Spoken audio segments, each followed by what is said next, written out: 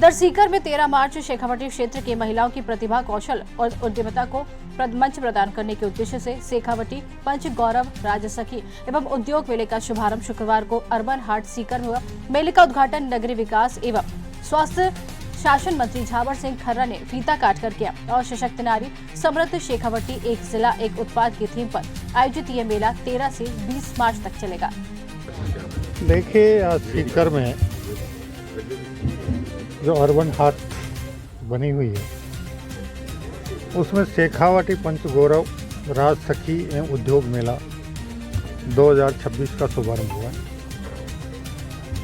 इसमें हमारे जो महिला स्वयं सहायता समूह हैं जो विभिन्न प्रकार के उत्पादों में काम कर रहे हैं और कुछ ऐसे उद्यमी महिलाएं जो एकल रूप से अपना उत्पाद बनाती हैं, व्यापार करती हैं, उन्हें अपने उत्पाद का प्रदर्शन करने के लिए और बिक्री करने का प्लेटफॉर्म उपलब्ध हुआ। इसके अलावा हमारी जो लखपति दीदियाँ थी उनको भी आज हर ब्लॉक में 10-10 को लैपटॉप देकर उन्हें अपने काम को सुचारू रूप से चलाने के लिए प्रेरित किया गया। आदरणीय प्रधानमंत्री जी का और माननीय मुख्यमंत्री जी का एक ही सोच है कि प्रदेश के और राष्ट्र का हर नागरिक जिसमें किसी न किसी प्रकार का कौशल है, जिनमें मेहनत करने की क्षमता है, वो अपनी मेहनत के बूते अपने कौशल का प्रदर्शन करें और उसका व्यावसायिक उपयोग करें। इसके लिए विभिन्न प्रकार के कार्यक्रम का संचालन हो रहा है और उसी के अंतर्गत आज के मेले का भी आयोजन किया गया है, जिसमें जिले के शेखावाटी के पंच गौरव के साथ साथ राज सखी महिला स्वयं सहायता समूह के उत्पादों का प्रदर्शन और बिक्री और उद्योग मेला का आयोजन है। निश्चित रूप से हमारे जितने भी महिला सहायता समूह हैं वो अपने श्रेष्ठ उत्पादन, गुणवत्तापूर्ण उत्पादन की वजह से आम लोगों में विश्वास कायम करेंगी और विश्वास कायम करने के बाद आज की समय में जिस प्रकार का बाजार का वातावरण है कि बहुत से खाने पीने के सामान, मसाले मिलावटी मिल रहे हैं, तो ये अपने गुणवत्तापूर्ण उत्पादों का यहाँ प्रदर्शन और बिक्री करेंगे, लोगों में विश्वास कायम होगा, आम आदमी को गुणवत्तापूर्ण मसाले या दूसरे उत्पाद मिलेंगे और इन महिला स्वयं सहायता समूह को आर्थिक संबल मिलेगा। सुप्रीम कोर्ट ने जो है निकाय चुनाव में हस्तक्षेप को लेकर के मना किया है, तो अब क्या जो सरकार अब माननीय सर्वोच्च न्यायालय ने ये निर्णय दिया है कि जिस किसी को कोई भी तकलीफ हो माननीय राजस्थान उच्च न्यायालय के समक्ष जाए। तो कब तक का जो है सरकार के स्तर पे किसी भी प्रकार का कोई ऐसा काम बकाया नहीं है जो चुनाव कराने में बाधक हो। हमें जो भी पुनर्सीमांकन करना था, वार्डों का पुनर्गठन करना था, पंचायतों का पुनर्गठन करना था, निकायों का पुनर्गठन करना था, पंचायत समिति जिला परिषदों का पुनर्गठन करना था, वो सारे काम पूरे हो चुके हैं। नगर निकायों के मामले में हम सितंबर में सब काम पूरे कर चुके थे। हमारे 3 नगर पालिकाओं को लेकर माननीय राजस्थान उच्च न्यायालय में 4 याचिकाएं लगी थी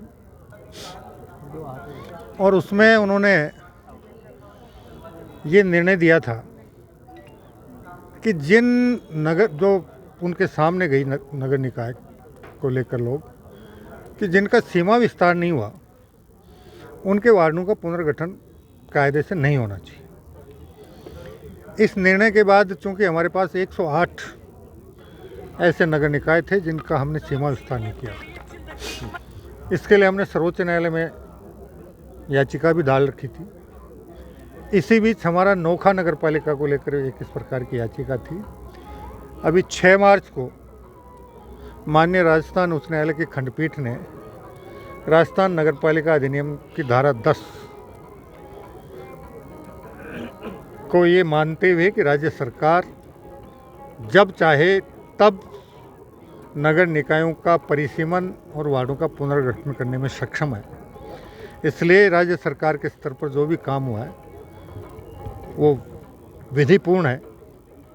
तो अब हमारी वो जो समस्या थी वो भी दूर हो चुकी है। अब काम है राज्य पिछड़ा वर्ग आयोग और राजस्थान निर्वाचन आयोग का, क्योंकि माननीय सर्वोच्च न्यायालय का 2022 और 2023 मध्य प्रदेश और महाराष्ट्र के मामलों में एक निर्णय है कि जब तक राज्य पिछड़ा वर्ग आयोग ट्रिपल टेस्ट के माध्यम से सर्वे करके और अधिकृत आंकड़े राज्य सरकार को प्रस्तुत नहीं करे, तब तक आप अन्य पिछड़ा वर्ग आयोग को राजनीतिक आरक्षण नहीं दे सकते।